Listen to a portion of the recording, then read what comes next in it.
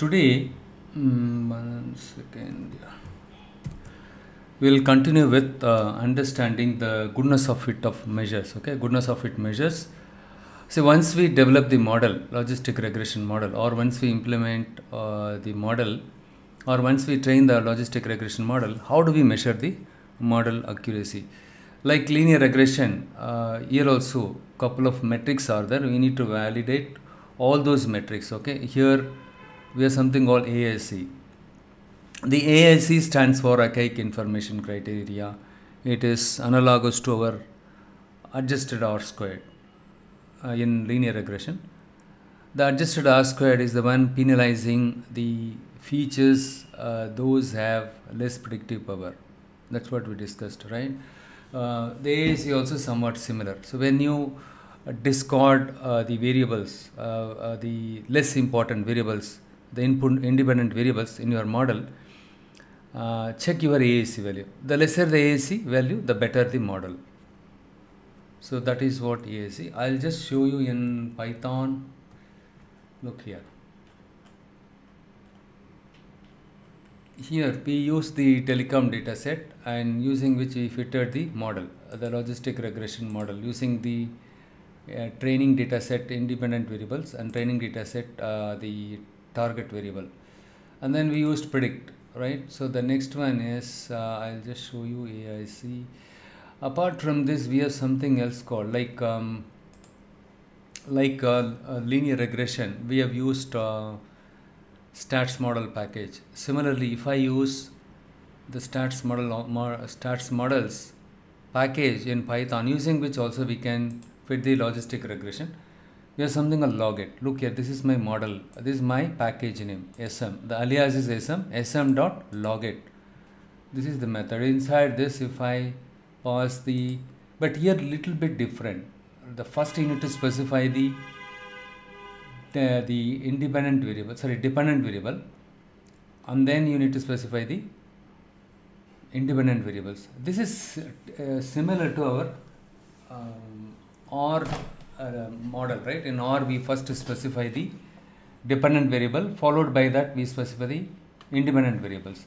But usually in Python, the scikit-learn package, we specify in the opposite way. First we specify all the independent variables and then the dependent variable.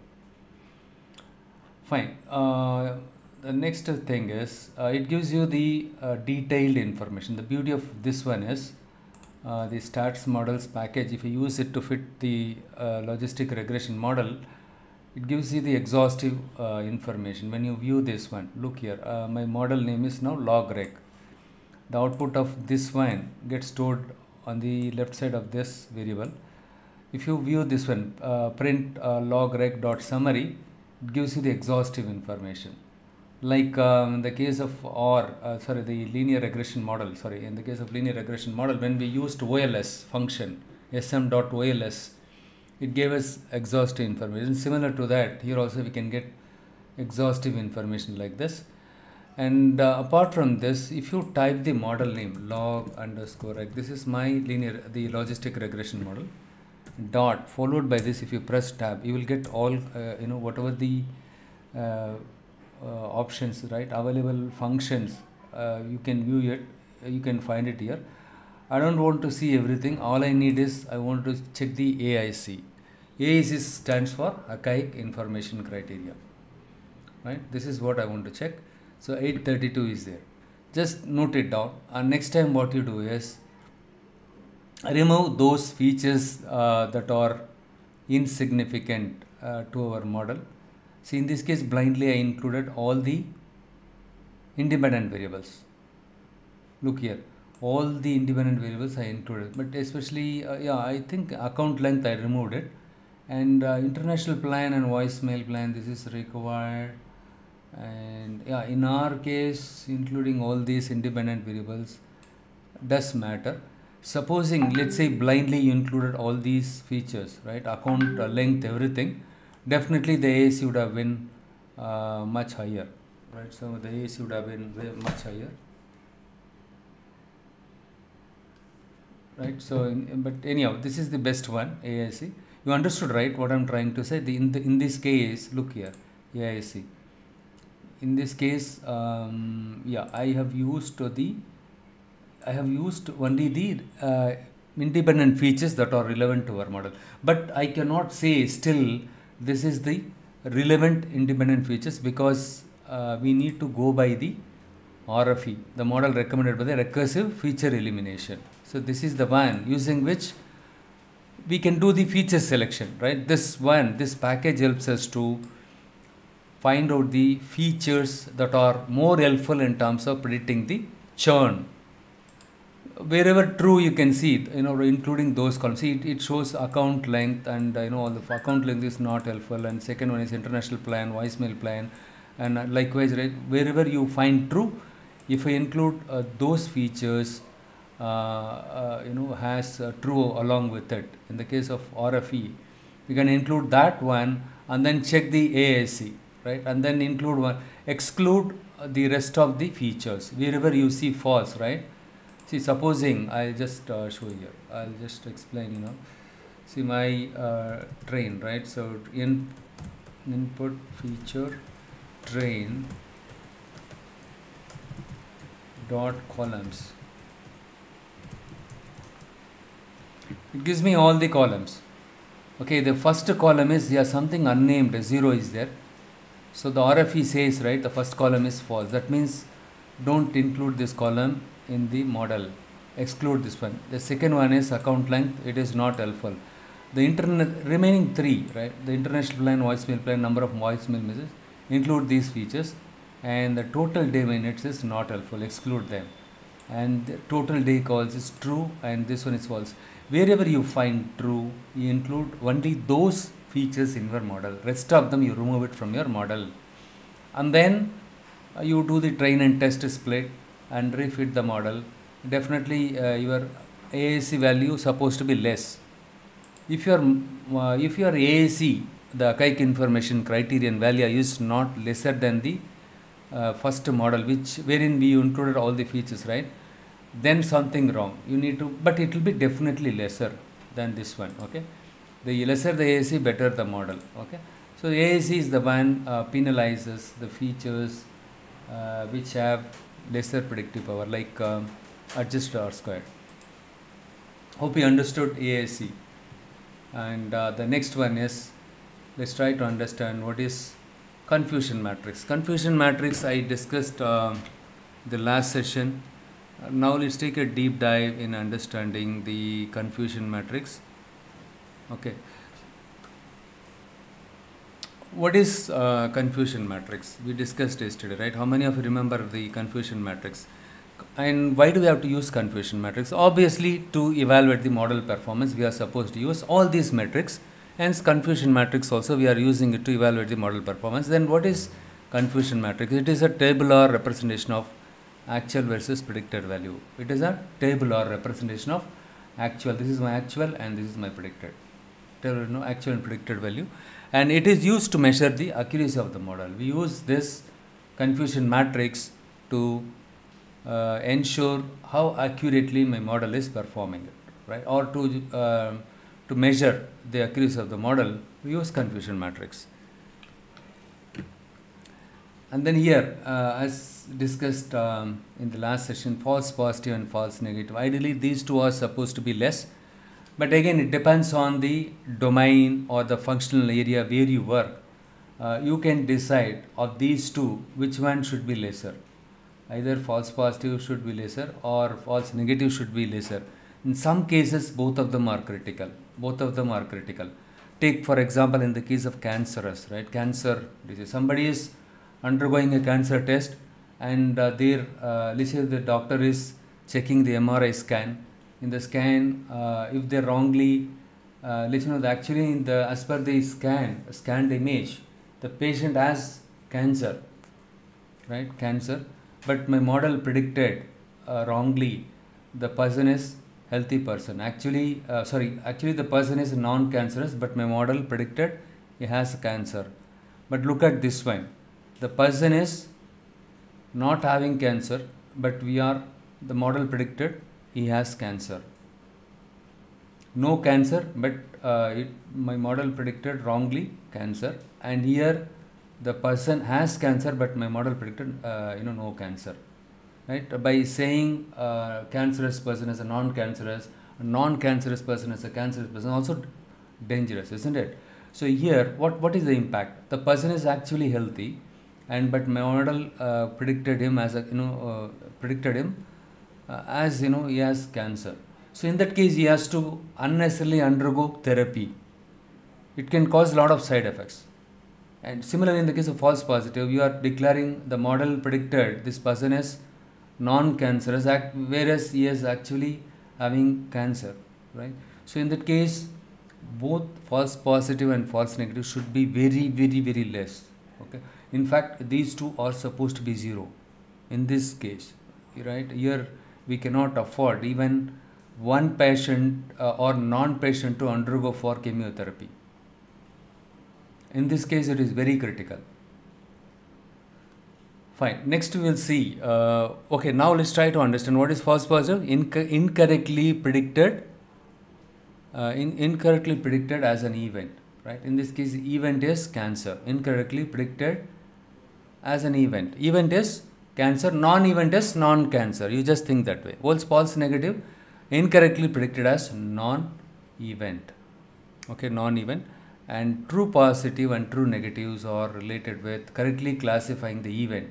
Event, non-event. I use this term, correctly classified event, in the sense correctly classified, these patients are having cancer. Correctly classified, these patients are non-cancerous patient, right? See, if a person is having cancer, if you say correctly, yes, that is correct. If a person is not having cancer, if you say correctly, you don't have cancer, that is correct. But when you use false positive and false negative, that is where all the problems are coming into picture. Okay, so we cannot expect the model will classify all the patients accurately, right? My model will. So you cannot expect the machine learning model, though you train the model with the huge volume of the data. Still, the model can make some mistakes. That's what I discussed about irreducible error. As part of bias variance, we discussed about irreducible error. Still, model can make mistake. It can wrongly assign the predicted class label as no, whereas in the case of yes, and vice versa. That is why the confusion matrix is very much helpful to find out. Look here, if you have the confusion matrix, you can find out how many of them the model correctly predicted positive, how many of them the model correctly predicted negative. But these two, the diagonal one, right, it tells us very clearly how many of them are wrongly predicted. So these three people or these three instances or cases wrongly predicted. And take this example, let's say you have given a bunch of emails and you are supposed to, your task is to classify which all emails are spam, which all emails are non-spam.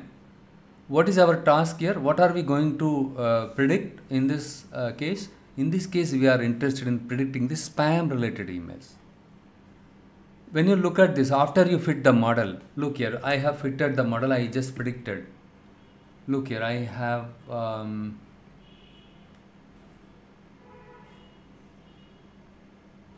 I trained my model and then I just did the prediction also. Okay, I did the prediction, everything is fine. But after, with the help of the predicted values or classes, if I construct the confusion matrix,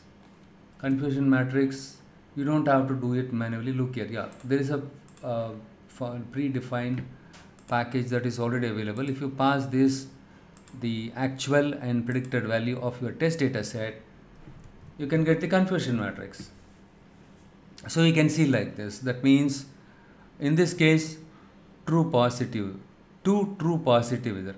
So my model correctly predicted 2 emails or have spam emails, and here this one is my model wrongly predicted an email as spam, whereas it is actually non-spam. This is very critical. The legible email or the what do you say, the correct email, right, the valid email, if my model predicts it as a spam email, then this one will be automatically sent to the spam folder. The chances are high that you are not going to read that email. If that is a critical, if that email contains any critical information, business information, you are gone. And when you, okay, next, when you look at this one, in this case, two false negatives are there. That means actually two emails are spam email, but still it is, my model predicted it is a non-spam. But in this case it is okay, right? The false negative we can afford, but here we cannot afford. And this one is, my model correctly predicted one email as non-spam email. Very good. But what is the accuracy? This is one of the metrics. What is the one of the measures, right? As part of confusion matrix, is one of the measure. So what is accuracy? These values are true positive plus true negative divided by all these values. True positive plus true negative, all the values, right? That is the formula. When you apply this, true positive plus true negative, 3 divided by 6, 50%. 50% of all the classifier is pretty decent because it detected nearly 3 by 6, 50% of all the spam messages. Now this we already discussed it in the last session. Now let us take a look at the other measures, okay, the recall and precision. The recall is the proportion of correct positive classifications from cases that are actually positive. The precision is also somewhat similar. Proportion of correct positive classifications from cases that are predicted as positive. Both of them are more or less same, right? Proportion of correct positive classification, true positive, you are the same thing. From cases that are actually positive, but from cases that are predicted as positive. Let's try to understand this, these two, recall and precision, in a much better manner. In the upcoming slide, you will see, okay. So now the question is, can I rely on accuracy metrics for all the time? There are situations, or there are scenarios you cannot rely completely on accuracy. People will see, look at the accuracy. Look here, in the case of R software is pretty decent. It gives you the accuracy. 1 second, let me just check. See, R, it gives you accuracy, clearly here, 0.88. My accuracy is 0.88. When you look at this here,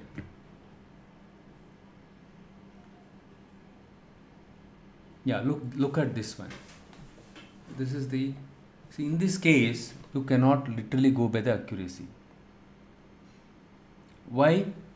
Look at it. Take the same example, spam and non-spam email. You are supposed to classify the given emails as spam and non-spam. You trained your model and you made a prediction. You applied your model on your email, and finally your model classified something like this. The confusion matrix, you can see something like this. In the predicted positive, it shows 0, negative 0, and predicted negative, right? So in the case here, right, 25 false negative, 125 true negative. What is the accuracy here? What is the formula here? True positive plus true negative divided by all the values. My true positive 0, but my true negative 125. 125 divided by 150. 125 divided by 150 gives me 83.3% of all the, that is accuracy. We think since the accuracy is high, the model prediction is very good. But what has happened here? Though my accuracy is 83.3%, see, if you get an accuracy something like 0.4, 0.3, 0.5, you will say, right, the accuracy is not good. But here it says the accuracy matrix says 83. The value for the accuracy is 83. That means everyone will tend to think the model which you train, the logistic regression, it is able to capture the spam emails correctly. That is what we will think. But what is the reality here? Though your model did not even pick up one single spam email, still you are tend to say, because of this formula, you will tend to say 83.3%. The accuracy is 83.3%. But unfortunately, this model was not able to pick up even a single spam email. Then what is the point in relying on accuracy metrics? At least if the accuracy comes something like 30%, we are pretty clear. Okay, this model is not at all clear, not at all. Sorry, not at all accurate. The prediction, the model, whatever it classified, right? The predicted class levels are not accurate. We can make the decision upfront by seeing the accuracy, but in this case, anybody will tend to think 83.3% is really good. But unfortunately, though the accuracy is high, it was not able to classify correctly the spam email at all. Ideally, this one's supposed to be here, right? So 25 emails were actually spam, but my model wrongly predicted non-spam. This one's supposed to be here, right? 25 is supposed to be here. If this one was here, then whatever we are saying is correct. But 25 emails were actually spam, but my model was wrongly, right, classified the 25 emails as non-spam. The actual thing is it is a spam only, right? So it's something wrong here, right? So in that case, we cannot rely completely on the accuracy. Then what other measures can I rely on? Is there any other alternative is available? Yes, here's something called precision and recall. That is where the precision and the recall metrics are helpful in this kind of situation, right? To overcome this kind of scenario, we have two other metrics, precision. So now let us see what is precision. Okay, the proportion of the same table, the confusion matrix table, true, positive, false, negative, here actual and predicted. Okay, the proportion of correct positive classification from cases that are predicted as positive. True positive plus false positive. Look here, true positive. Look here, true positive divided by true positive, these two values. If you add these two values, that will be your denominator. Your numerator, true positive. You want to find out the proportion of correct positive classification from the cases that are predicted as positive. Here also it predicted, isn't it? My model predicted false positive. Let's say you have 10 here and here you have 20. But my model predicted 20 as positive, whereas it is negative. So in this case, to overcome this, we can, for instance, the email spam detection. In emails, false positive means that email that is non-spam has been identified as spam. The email user might lose important mails if the precision is not high for the spam detection model. False positive, now we will see true positive, this one, right? 0 divided by total predicted positive, how much? Predicted positive 0 divided by 0, right? 0, right? It tells you very clearly, okay, your model has not predicted correctly. Look here, if you apply this formula, true, what is your true positive here? Look here, true positive 0 divided by true positive plus false positive. True positive plus false 0, 0 divided by 0 plus 0 is 0. So 0.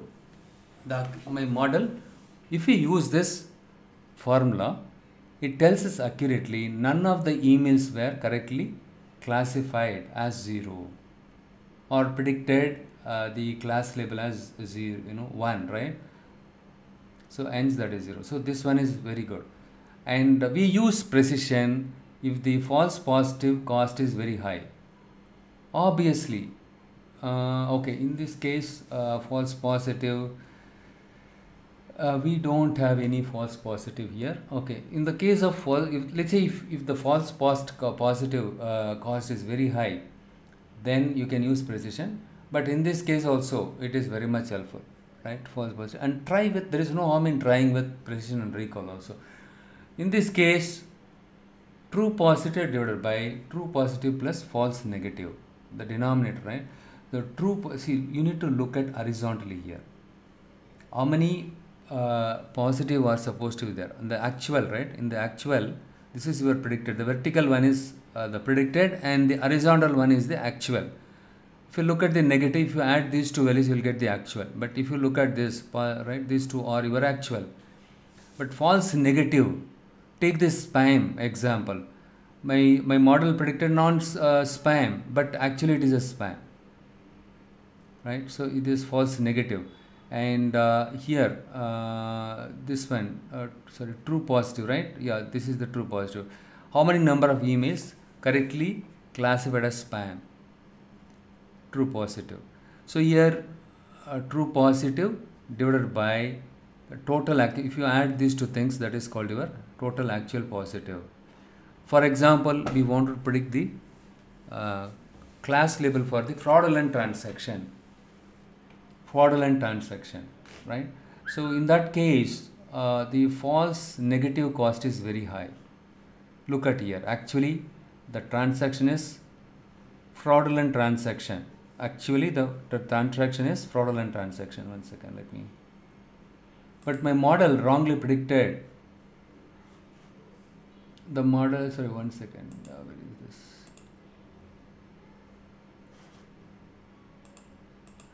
But my model wrongly predicted it is not a fraudulent transaction. Actually, it is a fraudulent transaction. In the case of bank, some fraudulent transaction happened, but actually it happened, but model predicted wrongly and says it is not a this one, the fraudulent transaction. But if you look at here, it is not a fraudulent transaction. My model predicted it as a fraudulent transaction. In this case, it is okay. Still, the money has not been transferred to the wrong person in this case, right? What we will do is we will check, oh, model wrongly predicted, but actually there is no fraudulent transaction happened. In that case, it is okay. But in this case, the false negative is very sensitive. Though the fraudulent transaction occurred, the model wrongly predicted and says nothing happened. This is very dangerous. If the false negative cost is very high, then you can use recall. Let's apply the same thing here for the fraudulent transaction. Look here, the fraudulent, in this case, the fraudulent transaction, right? In this case, let's not use fraudulent transaction. Let's use some other defaulter or non-defaulter. In the case of bank loan, I have given some loan. We want to predict overall defaulters and non-defaulters, right? So in this case, my model wrongly predicted the customer as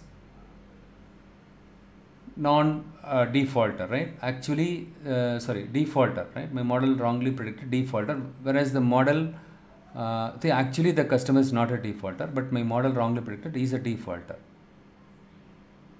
In this case, what will happen? Right? Actually, the customer is non-defaulter. My model wrongly predicted he is a defaulter.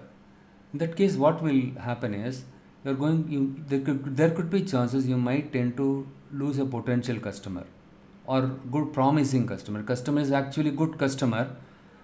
I can give the loan to him, but my model wrongly predicted he is the defaulter, and apply the same thing here. Actually, he is a defaulter. My model wrongly predicted this guy as a non-defaulter.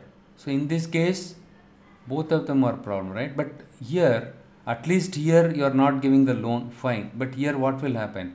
False positive, right? False positive. Okay, here also it is bit high, right? If you don't give it to the, let's say especially in this column, 1,000 customers, my model wrongly classified that they are defaulters. In that case, you are going to lose the potential customers, right? Potential customers. And similarly, if I apply the same thing, here also this is a very dangerous one. The model wrongly classify the defaulters as non-defaulters. What will happen? Actually, they are defaulters. My model wrongly predicted they are non-defaulters. What will happen? You are giving the loan. This is very dangerous here also, right? In the case of defaulters also, this is right. The false negative is very recall. We can use it. But in even the case of default, right, these two are very sensitive. So in that case, you can use both precision and recall, both the measures. In some cases, we are supposed to use both. In some cases, you can use only precision, and some cases you can use recall. Okay. See, take the classic example of COVID. COVID example, right? Model wrongly predicted he is not having COVID, but actually is having a COVID. The FP cost is very high here. But here, the patient is not having COVID, but my model wrongly predicted and classified him as a COVID person. But what kind of treatment they are giving here? Nothing they are giving here, right? Whether a person is even if my reports comes as positive, the only thing is what they say, right? You need to isolate yourself in your home itself. You don't have to come to Corona Center. You stay there, right? So in that case, there is no impact. But whereas here, the impact is very high. The false positive. If you allow him, if you conclude the model, since your model says is non-COVID patient, and if you allow him, if you don't isolate him, what will happen? It will spread like anything, right? So that's why you should be, even this is a classic example, right? Email spam. If the email is my model predicted as a non-spam, and actually it is a spam. Oh, okay. Here also something. Okay, here false positive, right? Yeah. So in this case, the email is actually non-spam, but my model wrongly predicted spam. Right? So in this case, the false positive cost is very high. Even though if my model wrongly classified, valid email as, spam email as non-spam, in the worst case, you may tend to see the spam email in your inbox. That is fine.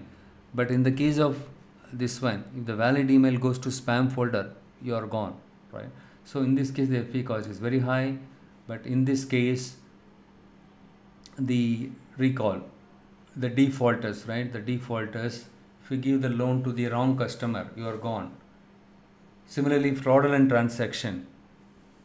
If the fraudulent transaction has been construed as a non-fraudulent transaction, then you are gone, right? So it's a major issue. So that's why you should be knowing it when you are supposed to use precision, when you are supposed to use recall. Okay. See, both the cases, very easy to remember the formula. True positive on the numerator. The denominator, the predicted value of the total predicted positive, and actual total actual positive. That's all. But once you remember this one, right? If you draw this one in your mind, so you can understand, you can recall this equation very. See, in this case, true positive plus false positive, right? The combination of these two will go in the denominator, right? But in this case, horizontal. In this case, true positive divided by total actual positive. Ideally, this one is supposed to be here. Fine. So hope you understood. With this simple example, you understood when to use precision, when to use recall, and when we cannot rely on accuracy. You understood, right? Fine. Next, we will try to understand other metrics called ROC. See, what is ROC? Receiving operating characteristic. Oh, this also I discussed in the last session, but still I did not take a deep dive. That is the reason why I am repeating it once again. Okay. So area under the curve, or ROC, receiving operating characteristic, both of the terms are same, right? Is used to evaluate and compare the performance of binary classification model. It helps us to measure the discrimination power of predictive classification model, right? How well my model discriminate the false positive and true positive, right? So that is what we are interested. And also using the area under the curve or the ROC, right? We can find out the accuracy of a classification model at a user defined threshold. And also model accuracy we can find out using area under the curve, and higher the area. So this is the curve. This is the curve, right? So this is one curve. Usually we will have only one curve only. Okay, we will not have two curves. Okay, for example sake, they mention it here. Let's say if you have a curve like this, the area under the curve is very high.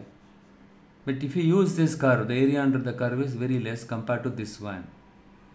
Higher the area under the curve, the better the model. So this is plotted between the true positive and false positive rate. So in the y-axis you plot the true positive, and x-axis you will have to, in this case, right, it plots the false positive rate. The true positive rate is also called as sensitivity, and the false positive in the x-axis, what it is also called as 1 minus specificity. Okay, but one of the interviews, my student, right, he was asked by the employer this question: in the y-axis what value you plotted, and x-axis what value plotted. And in fact they asked him to use an Excel sheet and demonstrate it. Okay, so true positive rate you plot in y-axis, and the x-axis false positive rate. And what is this diagonal line? This is the one represent random classification model. Random classification model. Ideally, the curve should, when you plot this curve, right? Look here. I'll just show you in my script.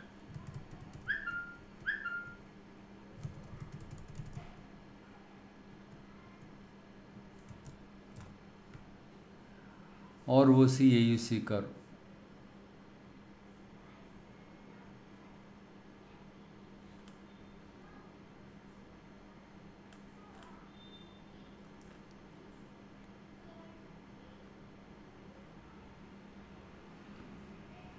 Better let me do ROC AUC. Look here. So in this, okay, instead of visualizing it graphically, we can also get the value for it. Okay, if the area under the curve is closer to 1, that means the model accuracy is better. Okay, in this case, look here, ROC AUC curve. So you have something called matrix library that is available as part of sklearn, and you need to import this one, ROC AUC score. Okay, and this method you need to import it. When you pass this value for training and test data set, if you pass the actual value of your churn and the predicted value of the churn, when you pass it for the training and test data set, you will get the area under the curve. If both the values are somewhat similar, closer, that means my model generalized well. Right? We use the accuracy also. The score is nothing but the accuracy. Okay, the log dot score, something a score function, that is the one will give you the accuracy 0.86, 0.87. Area under the curve is closer to 1. That is what we discussed, right? So, but when you plot it, you will get something like this. Is what called as the diagonal line. This diagonal line, it represents the random classification model. Random classification model. We will see what is random classification model later. And if you get the AUC value, see in my case, the AUC says for the training data set 0.50, for test data set 0.51. He has given the table here, the reference table. If you look at here 0.9 to 1.0, if the AUC value is somewhere between these two, is excellent. 0.8 to 0.9 is very good. In our case, 0.5 to unsatisfactory. Right? It is not that good. The model accuracy is not that good because the area under the curve is not that good. Right? Not higher. Ideally, the curve should be far off from this diagonal line. The farther away from this diagonal, if the curve is farther away from this diagonal line, that model is real. So with these two curves, this one is really good, right? Because the AUC is 0.9, but 0.65 is not good. 0.65 satisfactory, that's all. Not so good. The accuracy is not good. What do you mean by accuracy is not good? Non-cancerous patient, if you say cancerous patient, you are gone, right? So my model cannot correctly classify them. That is what we can infer with the help of this one. Next, we will see something called kappa statistic. You don't have to break your head. Look here. In the case of R, you will get when you use something like confusion matrix function, it gives you the kappa statistic also 0.0505, and you have some reference table. You need to check it 0.05 and 0.05. None to slide, right? There is not much agreement with the predicted value and the actual value. There is some gap here, right? So it is not that good. That is what it says. Next one is something called concordance and discordance. What is concordance and discordance? And we have something else called the tied pair. Now let us see what is concordance, concordant pair, discordant pair, and tied pair.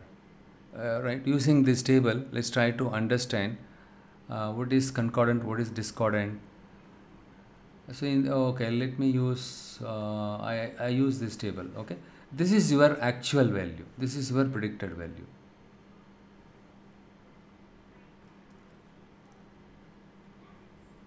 Where is the table? I was trying to tell you this one. In fact, I put the this is the one. Look here. If a person is profit, this is the actual, right? The past history. Based on the past history, this 25-year-old male customer with this income, we flagged him as a profitable customer. This customer is non-profitable. This customer is also profitable customer. When we fit the model and when we use predict, right? When we predicted, what is the probability assigned here? This is the actual and this is the predicted. That is what I put it in this way. Look at this here. So I have taken 1, 2, 3, 4. This is 4. Okay, 4 customers predicted thing. So this first customer actually is a profitable customer. Model also predicted him as 0.75. The predicted probability is 0.75 for this customer. Here if the customer is non-profitable. My model predicted 0.35. Non-profitable 0.85. Non-profitable 0.75. So here yes, I call this an event. No, I call this a non-event. Cases where probability of event is greater than probability of non-event, we call a concordant pair. We need to compare this one with this one, right? So the probability of event is yes. Yes is event. No is non-event. That means yes is profitable customer. No is non-profitable customer. We are interested in profitable customer, but still we are comparing with the other thing. The cases where the probability of event is greater than probability of non-event. This is non-event, right? Probability of event is obviously greater than this one, non-event, hence we call a concordant pair. If the probability of event is less than the probability of non-event, obviously it is less than this one, hence we call it discordant pairs. And some cases the probability of event is equivalent to the probability of non-event, we call it tied pairs. Now let us try to understand how to calculate the concordance and discordance. You need to divide the data into 2 data sets. The dependent variable with value 1. We saw yes, no, no, no, right? That is what the dependent variable value, the outcome value, okay, actual value, and the corresponding predicted probabilities.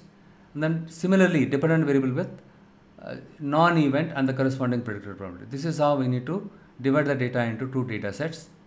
And then what we do is we need to take the predicted values in first data set and predicted in the second data set. We have it now. The X, the number of objects in first data set dependent on